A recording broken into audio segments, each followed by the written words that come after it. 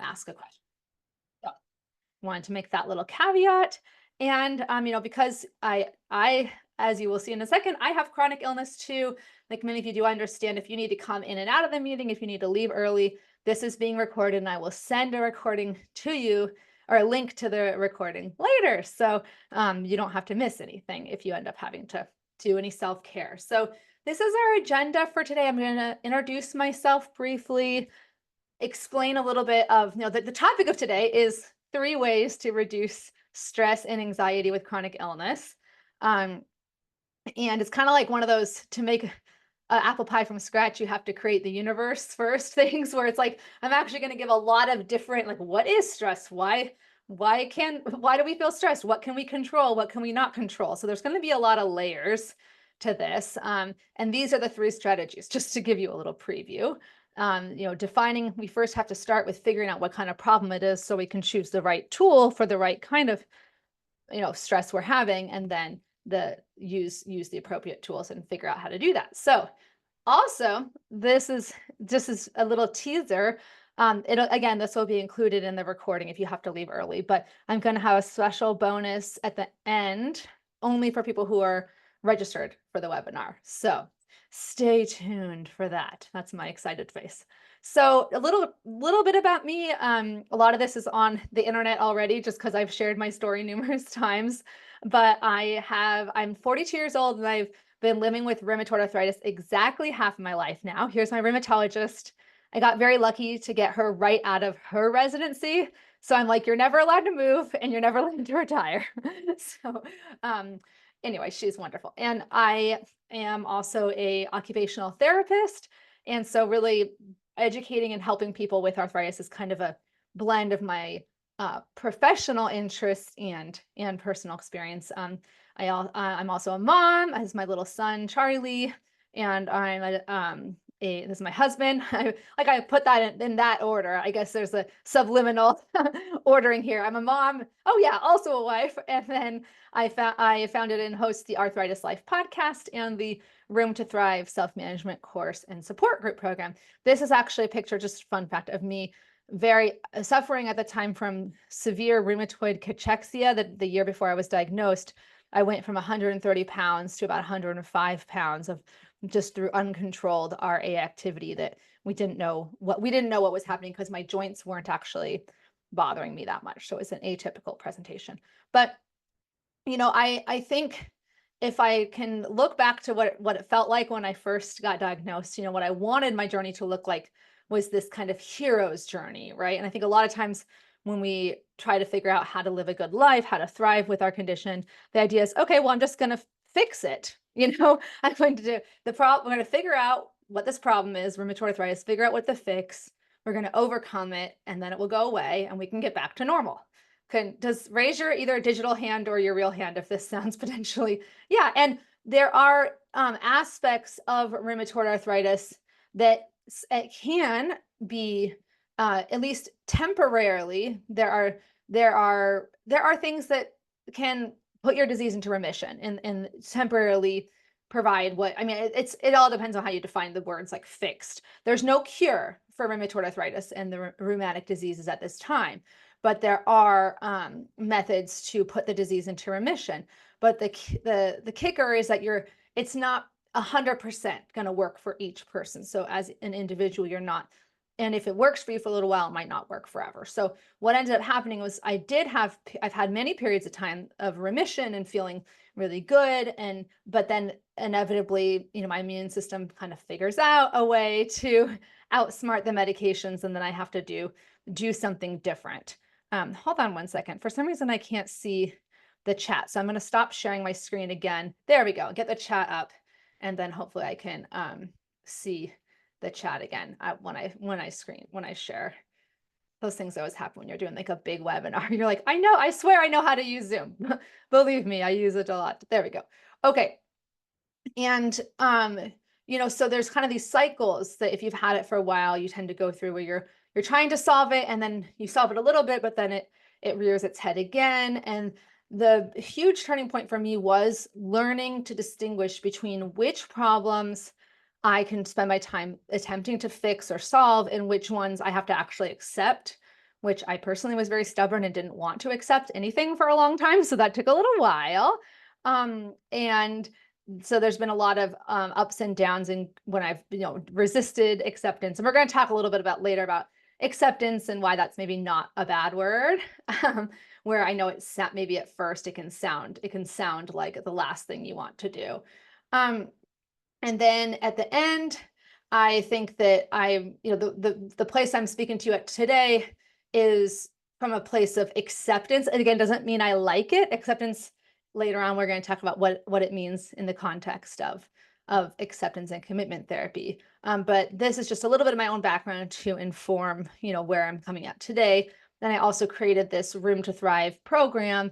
I know some of you in this meeting have already attended that. And there's a self-paced course, but there's also a support group program to help lead you through not only this. Right now, we're talking about the inner world, the stress management, but also, the tools for pain and fatigue and the other ways that rheumatic disease affects your life. So, okay, we're going to go into the overview, and please feel free to drop any questions along the way into the chat. So this is kind of a pop quiz. First, I will say stress is a normal human response to a threat. It is a function of our brain. So is stress always a bad thing? What do you think? You can raise your digital hand or your, no. Sheila says no, not always a bad. Yeah. Raise your hand if you think stress is not always a bad thing. Yeah, correct. Jan also. Correct. This at first I was like, no, stress is bad. I have to just always figure out how to make stress go away. No, so stress, the first important fundamental thing to realize here is that stress forms, it's an adaptive thing for human beings. If we never experience stress, we wouldn't be able to be called. Stress is like a calling your brain to action, calling your body to action, that something's wrong. We have to either fight or flight, get away from this, right? So it's all about context. Stress can be helpful in context when there's a true imminent threat, right? And it's not seriously harmful long-term or short-term for your body if the stress is short-lived. The harm from stress is when it is chronic, right? Chronic stress. And so you're like, well, okay. Yeah, and Jen, yeah, there's good stressors too. I remember my mom saying that to me before my wedding, like 10 years ago. She was like, even happy life events can be just intrinsically stressful. I was like, that's a good point, Mom. I still remember that point today. And I think this meme is just fun, where it's like everyone on my floor is coding. Software engineers are like, yay, because coding is like computer coding. But then doctors are like, oh no, because coding like on the ICU means people are on they're having like a emergency, like a heart attack or losing their airway or something like that. So we have to acknowledge that stress is unavoidable. It is part of life. Oh, Heather, thank you. As a nurse, you love this. Yes. We have to be careful not to kind of expect that if we just did everything perfectly, our lives would be like everyone would just be walking on a cloud and we'd be peaceful. Like, no, stress is inevitable.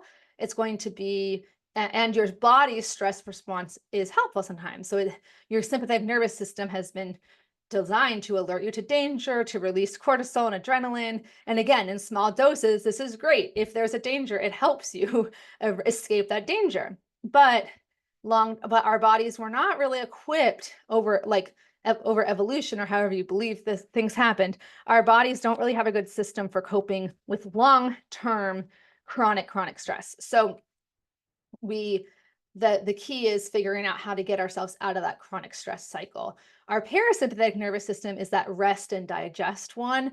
That's where your blood flows through your digestive tract and you do feel more relaxed, and it is associated with reduced inflammation. So I have some links I can send them to you with the recording later. And interestingly, actually, I always would think that, oh, maybe stress is always bad for the immune system. Acute stress actually somehow enhances immune function according to Frontiers of Neuroscience, which is a pretty good journal. But chronic stressors are suppressive. Intense stressors overactivate the immune system. So anyway, this is not going to be a lot about, this talk is not mostly going to be about understanding what's happening at like the cellular level, but this is just giving you a little bit of background of why should we care about stress if we have chronic illness? Well, we probably could just say stress is not fun to experience chronically, right? So, and it's not psychologically fun experience. So, and generic stress reduction techniques, probably why some of you are here, don't always work for chronic illness. Some of them do. We're going to talk about one kind of traditional one from cognitive behavior therapy later, but sometimes they don't work because our health related fears or stressors are not always due to a thinking problem or like catastrophizing. And they also might not be feasible or helpful in your body. Like deep breathing might be difficult for you if you have rib cage pain, which is really common with ankylosing spondylitis, or and mindfulness might make you more aware of pain in ways that make your stress worse. So another thing is that this is all my theory that I've developed through my experiences. I shouldn't say just my theory, but one of the biggest things is not knowing where to put our energy, not knowing how much of our energy to put towards fixing our chronic illness symptoms or our conditions. And even doctors can't always tell you like whether they think this is going to XYZ method is going to work or not. So we have to deal with gray areas, ambiguity, roller coaster of hopes, and then hopes being high, hopes being dashed. And so if you feel like you're doing it wrong, or that everyone else has a secret that you don't have, please have some self-compassion, because we've all been there. So this is one way I've tried to cope with stress, which is destroying my feelings and making them go away. Unfortunately, this doesn't work. So this is just a meme. If those of you who heard memes have feelings and how to destroy them. There is, unfortunately, we cannot suppress our feelings. They will come back. It's like a beach ball trying to push it underwater. They always come back. So here are the actual tools, okay? My top three. First is, it's really more like a method, actually. First, you have to pause and define in your whatever situation is causing you stress, what kind of problem is it? So this is what I mean. This is the most simplified version I could make of this chronic illness stress decision helper. I really need to think about a pithier way of doing this. I like acronyms, but I can't figure out how to make this into an acronym. So if someone wants to, that would be amazing. But the first question is if you're stressed about something, and I have a bunch of examples, it's going to make more sense. Is it a thinking problem or is it not? So let's just focus on that part first. So an example thought is, I'm stressed because no one's ever going to understand me and what I'm going through. So do you think, you can put in the chat, do you think that's a thinking problem? And that, is there a different way to think about it that might make it less of a stressful thought? Or is it not a thinking problem? What do you think? Yes, a thinking problem, Sheila says. Okay. Oh, wow. All of a sudden, all the yeses are coming through. Yes. Okay. So, and this is where the cognitive behavior therapy tools can be helpful. And I'm lumping them all together. I'm just, there's nuance to everything, but typically that's where I find them the most helpful. So there's a different way to think about this statement, right? And some of the stress, not all of it, because some people in your life may genuinely not understand. And I have come to accept this, that some people, no matter how many ways you try to explain things, some people will not understand that. And that is stressful. But the thought that no one in the future will ever understand you is a bit of an overgeneralization, because the future is not knowable, right? So you can't get data about that because we don't know what's going to happen in the future. So you can think about a different way. You can think differently about it and make that thought a little less stressful to you. Now I'm just going through examples of the types of problem, like a thinking problem versus a not thinking problem. Then we'll go to more of the strategies. The second one would be, I'm stressed because I'm in pain and I need a tool to reduce the pain. Or I'd like a tool to reduce the pain. Does that seem like a thinking problem? No, yeah. In the case of this framework, I'm saying no. In reality, there are, some of pain some pain is going to remain at times, and that's a little bit of, we have to cope with that, and that's the unsolvable part. But let's just say it's a simple thing like, oh, I'm not using any of my tools right now, like heat or a compression gloves. Like there's things I could do to, again, for this perfect example, to solve that pain. So this is not really, I don't need to think differently about the fact that I would like to reduce my pain. In this case, oh, I could actually see if this is solvable. So the next one would be, this is the last example. I'm stressed because I don't know what's going to happen in the future. And you can, this is when the control freaks or type A people, that's me. I'm full honesty here.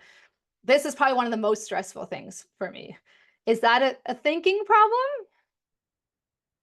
Is knowing it, could you think, I mean, technically you could think differently about the fact that you don't know what's going to happen in the future. But yeah, yes and no, Cecilia, yes, I agree with you. It's for the case of this argument, I'm going to say just in general, like it's going to be a persistent thought. It's not going to be the kind of thinking problem that I'm just going to reframe that thought and it's going to go away kind of thing. Like it's going to persist because the future is unknowable. That said, if you start going down a rabbit hole of everything's going to be worse and worse and worse, and then all this specific, like making specific predictions, then it can end up being more of that thinking problem. But feeling stress from the fact that the future is unknowable is not in and of itself a thinking problem or something you need to like think differently about. In my case, yeah, and good point, Mary. Just because the thought comes back doesn't mean we don't address it through our thoughts. Oh, and no worries. If you have to log off, it's all good. You can listen to the recording later. So, we have to learn to live with these lingering uncertainties. And even just being able to name it, like, okay, this is one of those unsolvable, persistent problems, can help alleviate, at least for me, I'll just stop sharing for a second. Like when I actually accepted, there's that word acceptance that can be so hard to wrap our head around. Again, maybe I'm projecting. Maybe we're all like, no, acceptance sounds great. But most people, myself included, were like, no, I don't want to accept. That's no, just tell me how to make it go away. That when you accept that, there is going to be some uncertainty, it alleviates the burden from you of having to find certainty, right? So it kind of conserves your energy in the sense that you now have more energy to put towards what is possible in your life and to actually solve the solvable problems or find ways to give yourself some self-compassion and say, oh yeah, it's not hard because I'm doing something wrong. It's just hard because it's hard. So, the most important, we don't kind of want to skim over that first part, because I think a lot of times when it's like people give talks to people who with chronic illnesses, they're like, here's like the top 10 things you should do, or top 5 tools for reducing stress.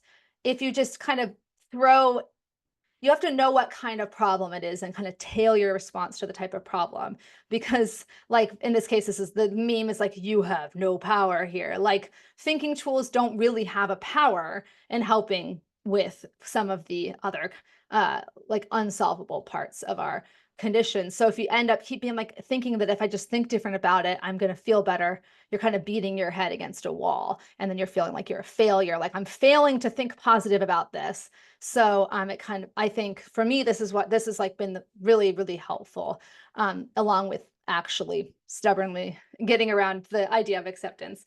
But all of that said, I'm making the case for acceptance, which is like tool 3. But I will say for these problems that are thinking problems here, being able to reframe them is helpful. And I do this on a daily basis. So here's a really simple, really common example in the chronic illness world, which is ants or automatic negative thoughts. So again, it's okay that your brain is thinking about the negative, because our brains are very much wired to try to protect us and think through every possible worst case scenario.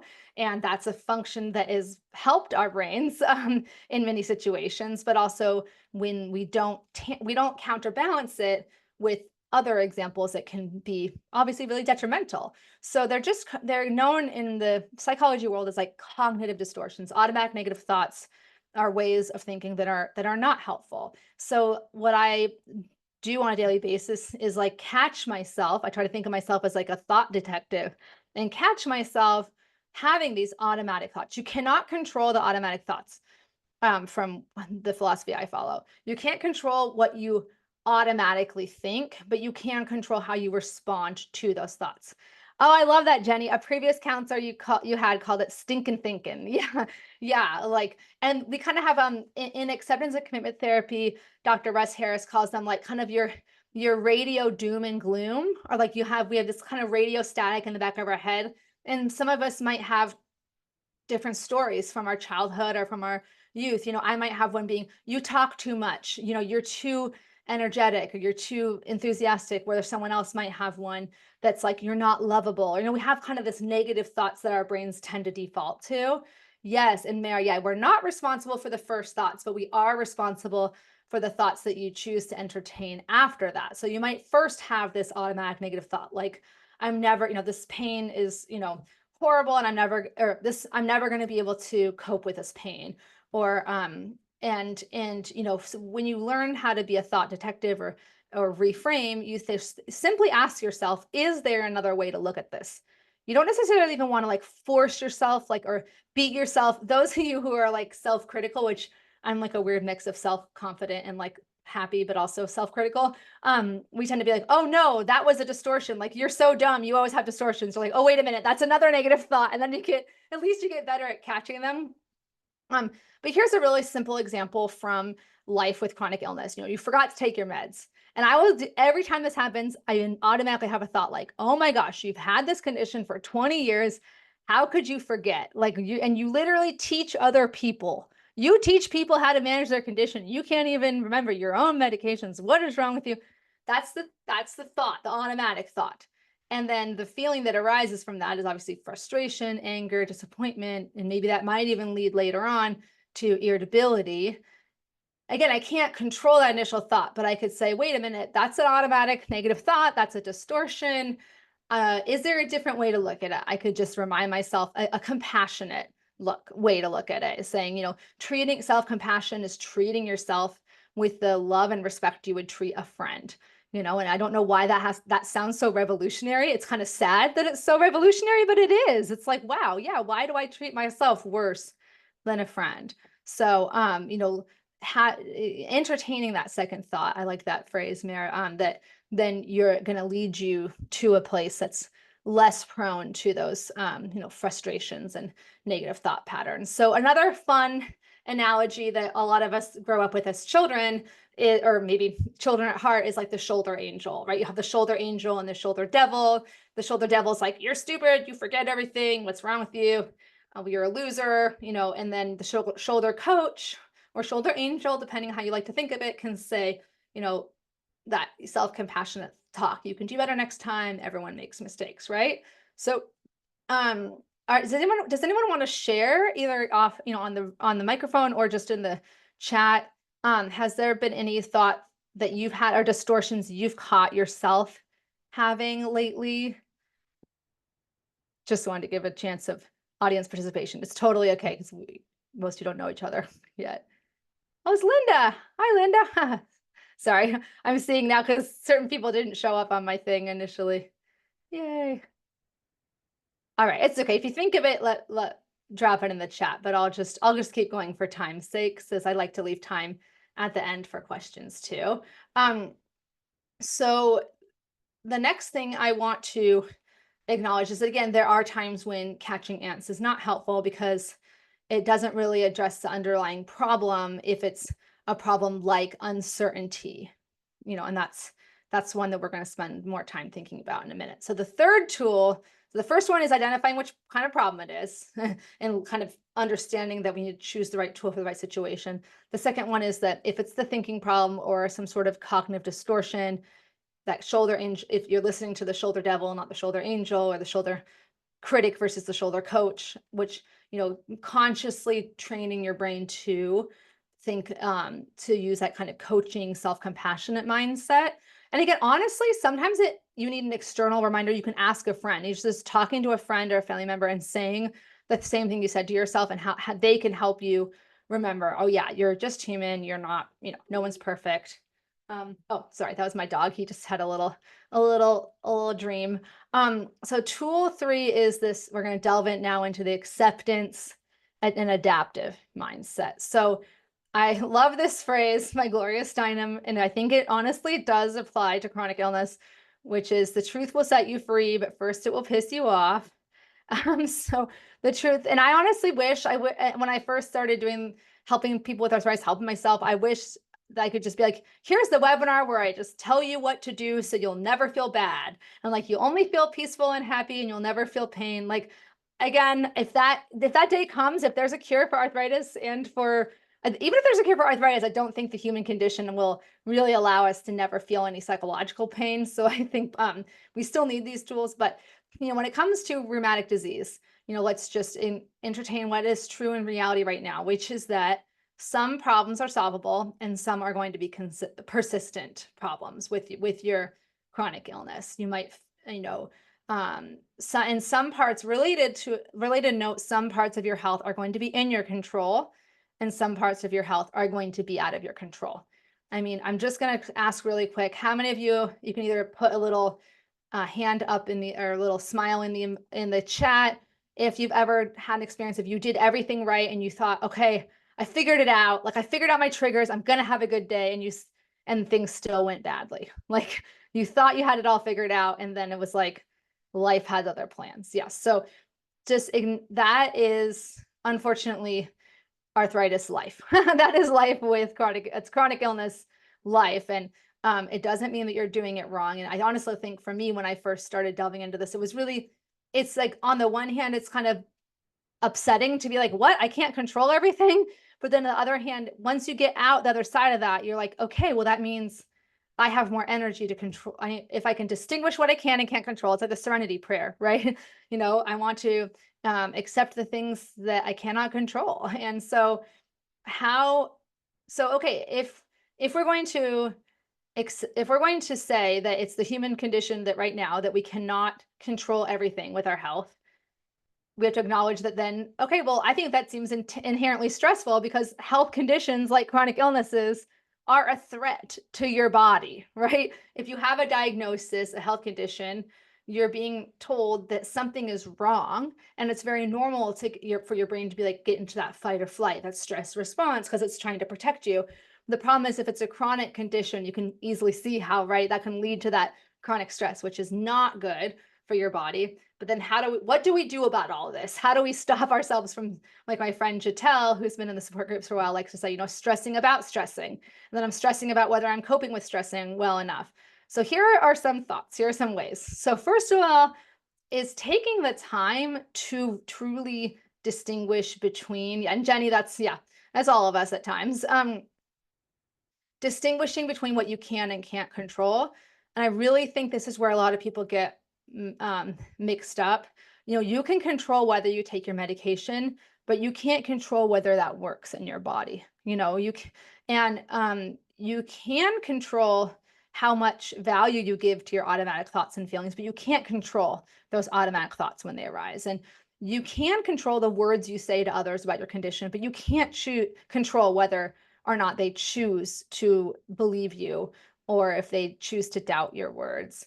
And so, like I often tell people who feel like they must be doing something wrong when their medication doesn't work. I'm like, if one person starts, if let's say we have 5 people with rheumatoid arthritis, they all start the same medication at the same time, they change nothing else about their lives, and the medication works really well for 3 people and really badly for 2 people. It's so common as humans. It's called, I think, like the fundamental attribution error, where we tend to think that like bad things that happen are like our fault, and it's not, it's just random. It's like your body chooses to respond to the medication. It's not truly random, but there's parts that is out of your control, whether your immune cells are choosing to respond to that medication. So that's a process that you could literally make a list, in a journal. I've done this when I've been really overwhelmed and like, what can I control, what I can't? And what I conveniently skipped over, there is going to be this gray area zone of confusion, partial control, right? Like maybe you can control the foods you eat and the exercises you attempt, but you can't necessarily control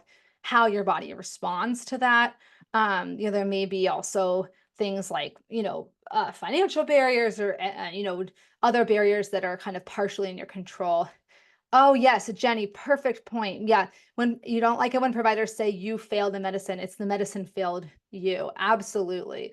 And I think more providers are starting to acknowledge that those small wording changes can really make a huge difference in how people feel about themselves and their relationship to their body, right? So very powerful. Um, so this even like the step one, step two. So step one is distinguishing between what you can and can't control out of this coping tool number 3. Step 2 is accepting and adapting to what we can't control. And so this is my favorite approach for my in my own life and for my Room to Thrive support group members. It's called acceptance and commitment therapy. And so this is where we're going to embrace this or learn how to entertain the thought of embracing acceptance. So A stands for, the A in ACT is accepting your thoughts and your feelings. C is connecting with your values. It's not just about stopping there. It's not acceptance therapy. It's acceptance and commitment therapy. So then you connect with your values and take effective action towards your values. And so, but let's first define acceptance. In the case of chronic illness, I'm going to say acceptance. My favorite definition of acceptance is taking what's offered in the present moment. So whether or not my next medication works or doesn't work, whether or not there's a cure for arthritis tomorrow or in 5 years, in the present moment, life is offering me rheumatoid arthritis. That is what's offered. And the taking is actually an active process. It's where you say, this is what life is offering me, and I'm going to make room and make space for it. I'm not going to turn away for it or deny it. And that's such a small, it sounds like such a minutia thing, but it is really powerful to be like, even just for 5 seconds, can I just sit with the thought that I have this condition? And can I expand and make room for it in my life and consider that I can still have a good life with this condition? I don't have to find some way to completely heal it or fix it. So this is, again, I guess I went ahead of myself to expanding. Yes, and yes, sorry, I'm looking at Heather's comment there. So my favorite book on acceptance and commitment therapy is called The Happiness Trap by Dr. Russ Harris. And the long version of it is The Happiness Trap: How to Stop Struggling and Start Living, a Guide to ACT, the mindfulness-based program for reducing stress and anxiety, overcoming depression, developing self-compassion, and creating a rich and meaningful life. So that's a lot. I will put a link to that. You have to get the updated version because I think the first one came out a while ago. And the idea is to make room for what is happening in your life now without resistance and without judgment. And that's really hard to do because a lot of us, we do what's called future surfing in ACT, which is where we become very fixated on a better future rather than the present. And there's not a time and place for focusing on the future. Sometimes putting your eggs in the basket of the future, putting your energy into the future in the present moment pays off long term, right? It's not that you like literally go through life future tripping. Thank you, Mary. Yeah. Did I say future surfing? Yeah. Uncertainty. I'm surfing the waves. I'm riding the waves of uncertainty and not future tripping. Yeah.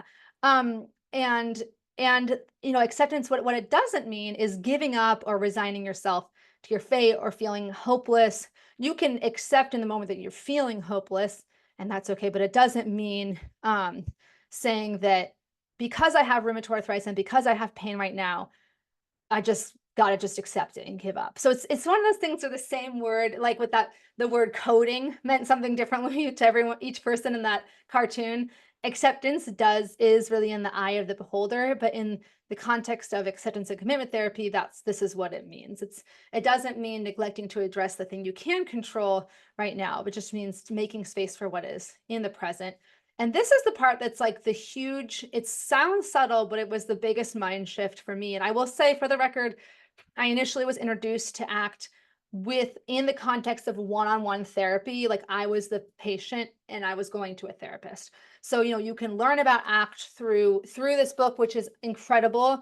You can learn about it in like a course, like the Room to Thrive or this webinar. You can also learn about it, in therapy. But I'm just saying that because I just want to acknowledge that my therapist had to like explain this to me 900 different times because I just was not getting it at first.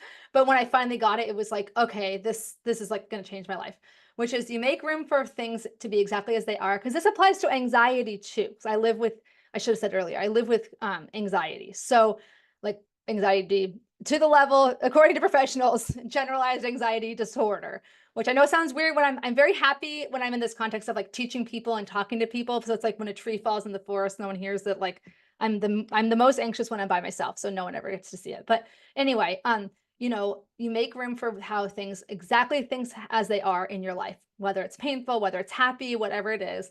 And then you ask, what can I do right now that's truly meaningful or important? And that's very different from asking, how can I feel better? So that's, I think many of us, I don't know if I'm projecting onto any of you, but your whole life becomes about, when you're chronically ill, can easily become all about feeling better. And I will say, when you are acutely, very, very severely ill, of course, you can only live breath to breath, moment to moment. But when you're in the phase where you're, you know, sorry, I keep accidentally clicking the screen, when your disease is, you know, anywhere from mild to moderate, there's a lot of space for saying, instead of making all of my energy dedicated to feeling better, can move and make actions and choices in my life that are truly meaningful and bring me joy and bring meaning to my life, that exist with alongside these crappy symptoms that I'm having, like pain and fatigue. And that was just really unintuitive to me. I was like, no, I have to like first fix everything, then I can go. Then I was like, how to plan, like my type, you know, type A plans.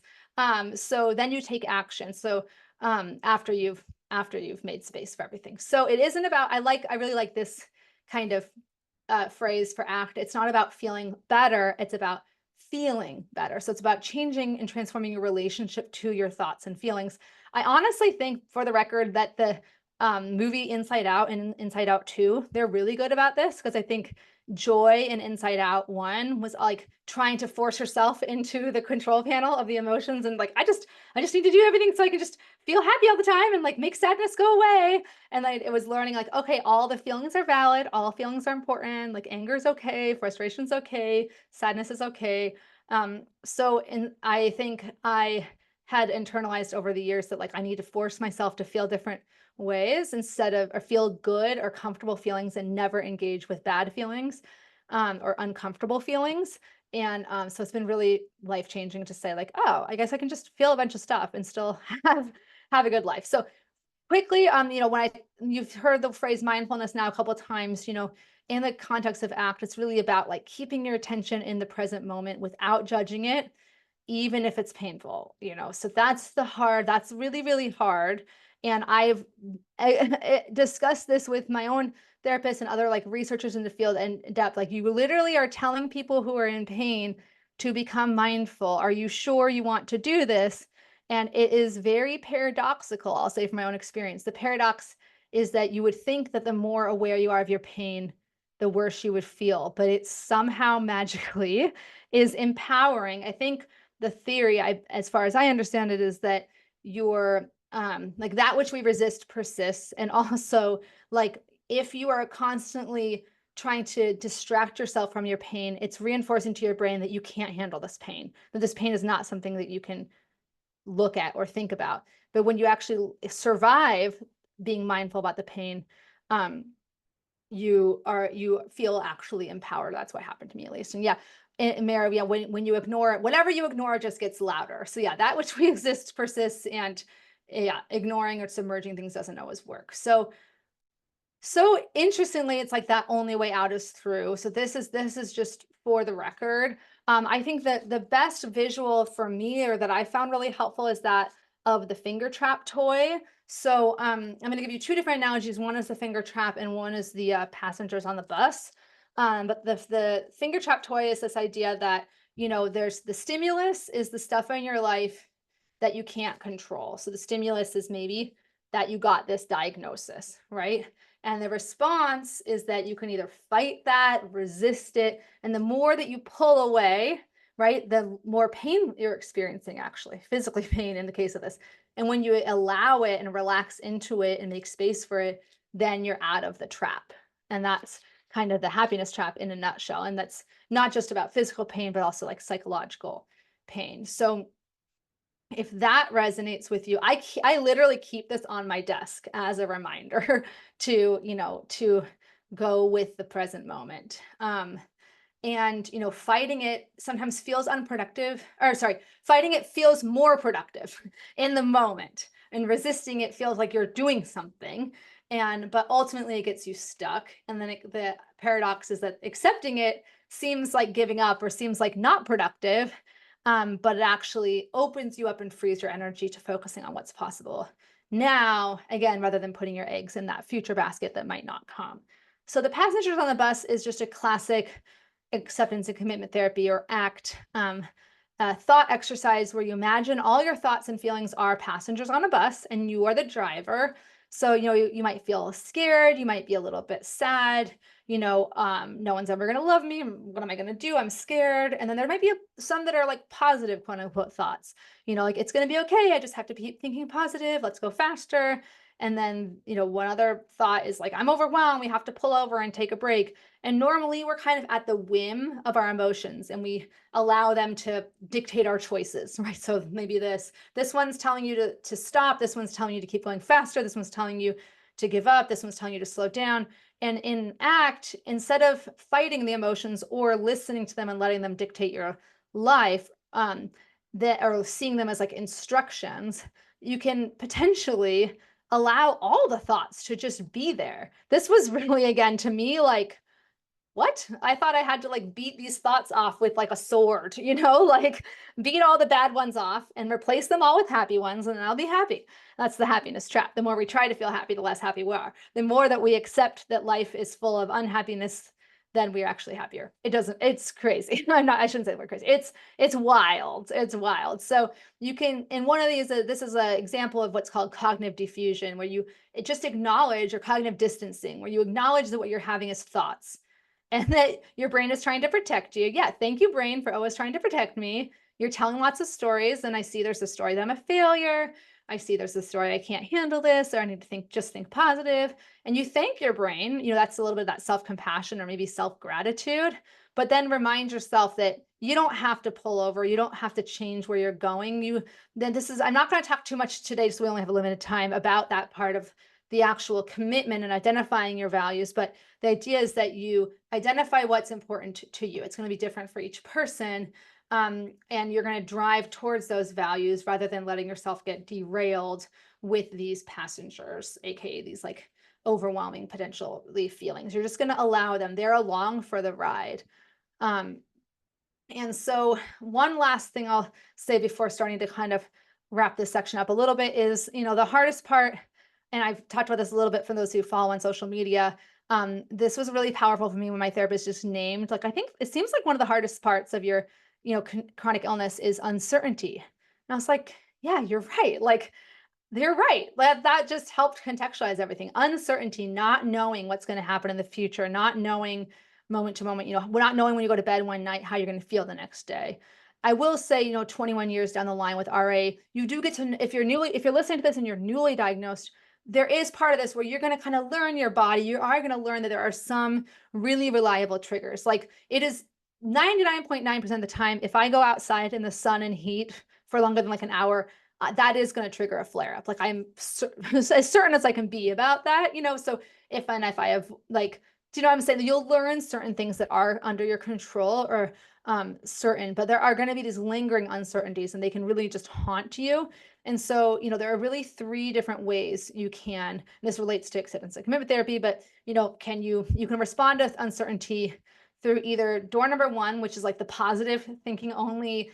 And that's a form of certainty. So you're trying to fight uncertainty with certainty, saying, okay, it's going to get better. It has to get better. I'm just going to control everything. And it is very comforting. This is what I wanted to do for a long time. But it's ultimately built a little bit on an illusion, I hate to say, because I like unicorns and I like happy things and I want that door. Door three is what other people, so that's my brain's attempt at protecting itself. That's kind of my internal personality. But there are also people that, again, for their brain is also trying its best. And they're saying, it's not, there's the different opposite form of certainty. It's never going to get better. There's no hope. You should just protect your energy by not even trying. And that is not helpful because it doesn't help you engage in your life. So the only door that is really helpful is accepting uncertainty. So it might get better, it might get worse. I don't know. I can still have a good life and proceed. Like this uncertainty is a passenger on the bus. Like it is here with me and I'm not going to fight it any longer. I'm just going to say it's here. I'm not doing something wrong. I'm not failing to find certainty. It is just is part of life. And someone earlier said stoicism. Yes, Jan from my support group introduced me to Stoic philosophy, and I was like, this is really congruent with acceptance and commitment therapy. And yeah, Alice, oh, thank you for reminding me what I said. The only predictable thing about RA is its unpredictability. Absolutely. So to start summarizing this ACT part, it's really about, figuring out when to use each type of mindset. There's kind of the fixing mindset, which is, noticing, let's say that the present is uncomfortable and knowing that and thinking, do I have tools in my toolbox to fix this? Again, is it the compression gloves? Is it something to do with a mental tool for maybe like anxiety? But unfortunately, if you are always in the fixing mindset, that's not helpful for you because you're trying to solve the unsolvable, right? If you're trying to fix the unfixable, you're just burning your wheels in the mud. So there's the act and adapt mindset, which is saying, I'm starting to bring my awareness to the present moment. I notice that it's uncomfortable. I'm allowing whatever it is I'm feeling, turning my attention to what's still possible, and then taking action to that enriches my life. So again, another way of thinking about it is like make the problem go away. Again, which if you can do it, but there's also workarounds. And as an occupational therapist, this is kind of what we tend to flourish with, right? Is ways to adapt. Can we do the same activity in a new way, or can we have a substitute activity? And really orienting yourself towards what's possible now. In ACT, there's this other concept called the choice point, which I kind of have married it with a different language from actually marriage therapy. John Gottman calls it turning towards your partner versus turning away. And I was thinking about the relationship we have towards our bodies is like a relationship, right? Like a romantic relationship. And we can turn towards what is still possible in our lives, when you have a diagnosis like rheumatoid arthritis, and turn towards, adapt and embrace the opportunities to adapt versus turning away. Turning away or away moves would be things like denial or only exclusively focusing on healing or curing or assuming friends and family will never get it. So this is what I'm kind of trying to encourage you today to think of. So this is the overall framework. Again, if it's too much, that's okay. I know for some of you it's like bedtime, so I'll recap the 3 tools and then go to the bonus part. But you pause and identify the problem. If it's a thinking problem, you can do your ants, catching your ants and reframes, and then act and adapt for those perpetual problems. I think with a healthy dose of self-compassion in there as well. And then the bonus tool is the community, honestly. And that can be in the Room to Thrive group, which I'm going to just briefly talk about before opening up for questions. But also it can be in, the organic groups that arise, through Facebook or other things. But, having support, having a community can make a huge difference. And so this is where I'm going to tell you a quick little bonus, because I did create this program that kind of ties into what we talked about today, but we go in depth a little more and have more time in our weekly meetings for specific problem solving and troubleshooting. But I created this framework to help lead you through how to adjust and adapt to life with rheumatic disease. It is especially the first 2, the physical tools, pain and fatigue, and the habits are really specialized for rheumatic diseases that cause arthritis, like rheumatoid arthritis and ankylosing spondylitis. But the rest of it really applies, and some of them apply to any sort of chronic illness that involves a little bit of pain. But this is kind of meant to be a roadmap to take you from that point of being like, what do I do, to okay, here's my toolbox. I have a better sense of what I can control and what I can't control. And I have a community of people who can support me. So this is for those of you who are more analytical, like this is kind of the outline, the agenda, the syllabus, so to speak. So there is a self-paced course and a support group. And the reason I'm talking about this specifically today in August is that I'm opening the doors for the next support groups, which are going to start in like a little over 2 weeks. So here's a couple. I just want to make sure I have time for questions. So, there's a couple testimonials And thank you, Suzanne, for sharing this one. And really, this is the one I get the most, that people are feeling lost and overwhelmed. And then after the program, they feel a lot more confident, empowered, and just like they have a handle on how to proceed. Even though, again, I wish I could say that I just made everyone's pain and fatigue go away and they never feel bad again. Unfortunately, that I will not I'm not going to sell what I'm not gonna lie or whatever. Like, this is not snake oil. This is really practical about learning evidence-based tips and being able to feel more like you have a solid toolbox. But unfortunately, there is no toolbox for making it all go away. Again, when there is, you will all be the first one to know. I will send an email out when there's a cure. I will embrace that cure, and whatever it takes, I will take that. But so the fall 2024 groups I have, let me not skim over this. So you can do the self-paced course, or you can do the group support program, which is over 4 months. We meet on a weekly basis, 3 times a month. And there's going to be a Monday group in the evening Pacific or Eastern time, Tuesdays midday Eastern time, and Wednesdays this time Eastern time. And all the groups are open internationally. So for example, the Tuesday group is like 5:30 p.m. In England, which tends to be a good time. And like the Wednesday, I call it the Wednesday group, but it's the morning in Australia and Japan and many Asian countries. So they're open to anyone. So the bonus is that, and I'll put this link in the chat, that if you do want to join this, there's going to be this fast acting bonus just for the people. I'll give you kind of priority registration to people who attended the webinar. And you can use the code WEB25 to get 25% off of it.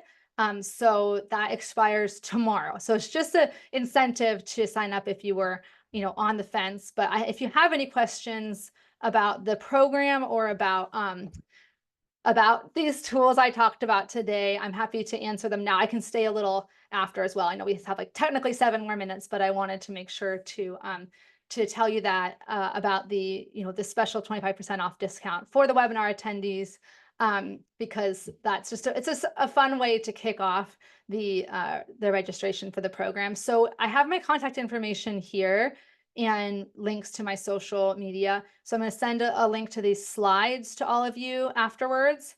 And also I'm going to put the links to the program right here. So in the chat, so that you can, if you're interested, sign up in the support groups. And I do also have if you need like a sliding scale fee, I also do offer that. So what questions do you have? That was a lot of information. That was like drinking from a fire hose. Let's see. Oh, it applies to the course as well. Yeah, so you can do just the self-paced course, or you can do the course plus support group. So when you do the support group, it comes with the self-paced course. And what we do is, like, some people are just really awesome self-paced learners and don't really want the support group, or they just aren't available for the support group part. And then what we do in the support group is I have a suggested viewing schedule and like topics of the week.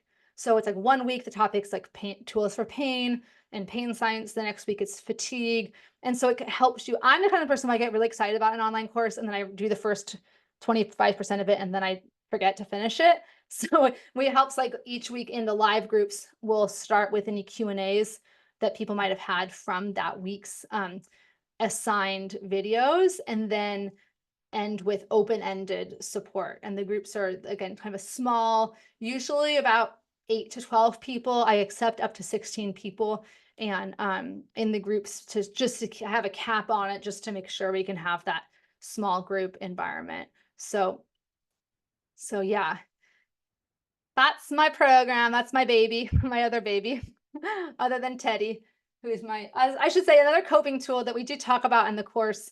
We talk about humor as a coping tool. So you kind of can see that sprinkled through, and talk about animals as a coping tool, right? So time with your animals, time in nature, time with community. There's so many different tools beyond what I discussed today. I think my goal for today was really introducing and making the case for kind of that cognitive process of alleviating this burden on yourself for trying to solve the unsolvable. So that's one of the most helpful things for me, at least, being like, okay, yeah, it's not, I can't solve everything, I guess. I guess I'm not in control of the universe. Anyone else? Just you can, honestly, I'm an open book for those of you who've known me a while. If you have any questions just about, arthritis or about resources, I'm happy to answer. This finally sunk in, Danielle. Yeah. Cheryl taught me this before, but only tonight really sunk in. Maybe it was the cat in your lap. Yeah. No, but you're like, Danielle, you're following the me path because it took many, many repeated conversations. But it's funny because I was talking to Maggie who took the support group program uh last year, and she said that it just clicked for her the first webinar I did on this. And I was like, she said it was like a glow stick, where you just crack it and she saw the light. And I was like, wow, I wonder what I said, because I'm like, I don't think that even I listening to it would have had that massive of a, like, I still needed to I needed to hear it from the therapist, apply it to my life with the therapist, go through it in this book, and then go through, I've done a few different trainings. There's ACT for chronic pain, ACT for chronic conditions.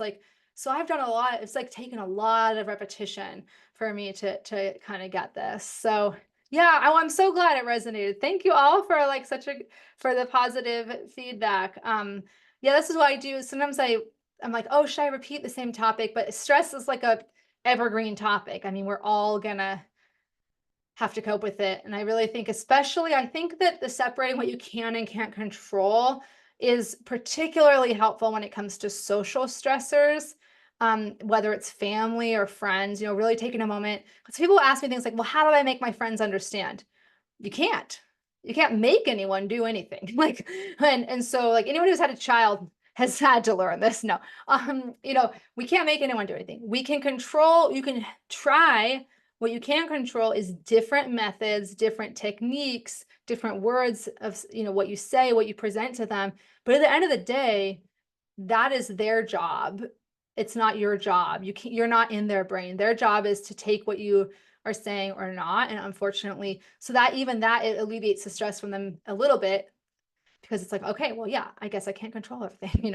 So, oh, Denise, sorry, I missed this because I was just looking at like the comments that were like, good job. Last year I was diagnosed with hypothyroidism on top of having RA. Can they affect each other? Like making the other worse? Thank you for asking that. Gosh, I will be 100% honest. That just came up, and we have an alumni group of people that keep meeting.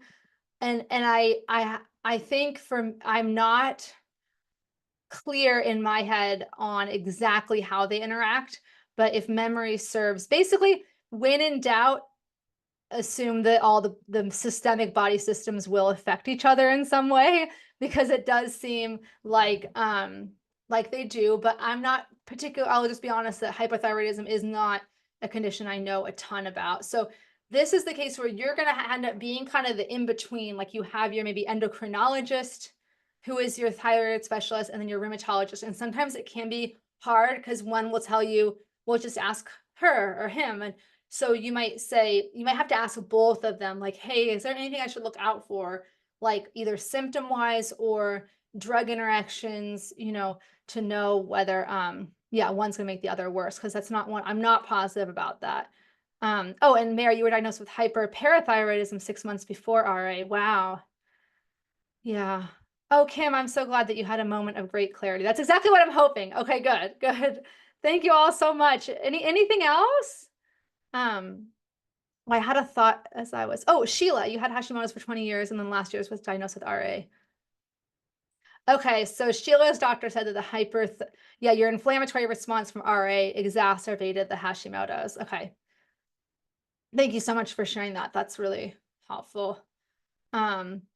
Yeah, really, it's been astounding to me to learn how much, how interrelated the human body is. The inflammation starts in the joints and it just travels and travels and travels, to the heart, the lungs. And yeah, Cecilia, this is useful to hear after inconvenient 36 hours of fatigue, or after a fantastic busy weekend. Oh no, 36 hours of yeah. Oh, why did I think caffeine? Sorry, my brain read something in your sentence as caffeine, which is not right. You said fatigue. I thought you said caffeine induced or caffeine. Yeah, whatever. Okay. my brain is being creative in how I interpret words, but thank you so much. Yeah. I'm so glad it was helpful. Is inflammatory polyarthritis the same as RA? As far as I know, no. Like when you have rheumatoid arthritis, they will give you the diagnosis specifically rheumatoid arthritis. Um, as far as I'm aware, inflammatory polyarthritis is typically, in my experience, a what do they call it? Like an umbrella diagnosis when they're not quite sure which one it's going to be. It might be like an early inflammatory arthritis where they're like, this may end up turning into rheumatoid or psoriatic or ankylosing spondylitis, or it's early manifestations of something else, like maybe lupus. So I hope that's helpful, Mary. Um, yeah, yeah, Jenny, when something acute happens, like an illness or injury, your rheumatoid arthritis and fibromyalgia has to join the party and flare up. They don't like to be left out. Yeah, and I often like to say they're like, some I have a lot of gastrointestinal issues, some of which predated my RA, some which didn't. And sometimes they're different whack-a-moles, you know, that game whack-a-mole where the moles come up and you hit the moles and they go back down. Sometimes they're on the same one. They go together. Other times they take turns. I'm really happy when they take turns because I'm like, okay, you gastrointestinal issues, you get to take a break. I'm going to deal with my RA. So I'm sorry that yeah, it's fibro definitely makes, unfortunately does tend to go along with, it flares up alongside RA. Nicole, great question. Oh my gosh, thoughts on the intersection of stress and grief. Yeah, I think one of the things I tried, believe it or not, even though I had 50 slides, I actually had to delete some because I was trying not to talk for 5 hours, even though I could. Yeah, grief is not something that a lot of people acknowledge as part of the chronic illness process. And it certainly is, you know, grieving the old life that you had, grieving maybe for me, I would say my own, I'll just speak from my own experience, but grieving the expectations that if I just did everything right, like I was, so I'll just say really quickly, because I know you're probably thinking about like my thoughts in general, but like here's one example. Like I was always very health conscious. I didn't do drugs. I was a good girl, you know, like I took care of my body. I was a college athlete. I was super healthy until my body just felt like it just started waging war with itself. And I was like, what is happening? And for me, part of the grief, it wasn't just, I have rheumatoid arthritis and gastroparesis. That's the GI issue I have, which is part of dysautonomia, or like your autonomic nervous system dysfunctioning. It was grief that like this whole worldview I had, that if I just did the right thing, I'd feel good and life would be good. You know, like it's such a bigger thing than just grieving the chronic illness. It was like grieving this sense of control I had, that, well, the reason that things are going well in my life is because I work really hard. And, you know, it's a very privileged worldview. So there's such a thing as health privilege, right? The privileged worldview I was privileged to be able to be 21 and think that way, but that was a big thing I had to grieve, and grieving, especially as my life, you know, 21 years of RA, there have been times, especially becoming a mother and being like, okay, well, it's one thing for me to like the fear of missing out. I don't mind missing out as much on social things and stuff because I'm always like, okay, I'm going to be creative. I'm going to find a way to make it up if I can't go to that party or something. But when it comes to your own child, you know, I was so lucky I had a really great pregnancy, but there was a lot of grief I had to work through. And that's actually what I originally went to therapy for, was just trying to adjust to being a mom with chronic illness, and I had a really bad postpartum flare. And so, yeah, I mean, I could talk about grief all day long, but I think that there's a lot of pressure on people to kind of get over it. It's just chronic illness. It's not cancer. And there's like there's ableism, or what's called internalized ableism, right? People say, well, I shouldn't feel bad because someone else has it worse. So a lot of times, even naming it as grief and giving other people, like I've seen on social media or in the Room to Thrive groups, giving people permission to feel grief and say, hey, a lot of people with chronic illnesses grieve, you know, the relationship they had with their body before. They grieve the future they thought they'd have. And that's part of it. That's part of what a lot of people experience. So if you're experiencing that, you're not a freak. It's normal and it's okay. So I don't know if that's answers your question, Nicole, but and I think, yeah, I think that when you alleviate that pressure to just get over it, or think of grief as this linear process, then if you think grief is linear and like, well, I shouldn't grieve my condition because I've had it for 20 years, shouldn't I just be over it? Like, isn't there just these 5 stages of grief that I just go through and then I'm done and I feel happy? So yeah, so okay, so that helped. Okay. Awesome. Anything else? You can see the sun is starting to come in through my window. I'm like in Seattle, everyone's like, "Yay, the sun came back," because we had rain for like 5 days last week, which I know most of the country is like dying for rain. So, oh, Chris is here. Hi, Chris. Anything else? Otherwise, I will wrap it up just for time's sake. Hi, I'm just getting through the list. I thank you all so much for being here. Again, if you're interested in the program, you can always shoot me an email too at info@myarthritislife. Oh, you know my email because I had to email you this, but email you the link to this. But I've already had the wait list got early access last week to the group. So there's already a handful of people in the Monday, Tuesday, and the Wednesday groups. But yeah, it's been really great facilitating those groups. And it's also great doing these webinars because as some of you have said, in 1 hour, you actually can kind of reorient your outlook on your chronic illness. But yeah, as Chris is saying in the chat, it is really great to have a chance to, over a number of weeks, over a number of months, get to know a small group of people with similar conditions and help each other out. It's a really powerful experience. And oh, that's a mic drop from Chris. Your drugs may stop working, your support group never will. Yeah, that's so true. Wow. Yeah. Oh my gosh. Well, thank you all so much. I will send you all a recording, a link to the recording, and I appreciate you taking the time. And again, if you have any other questions, you all can just follow up with me over email or on social media. Thanks again. Bye bye for now.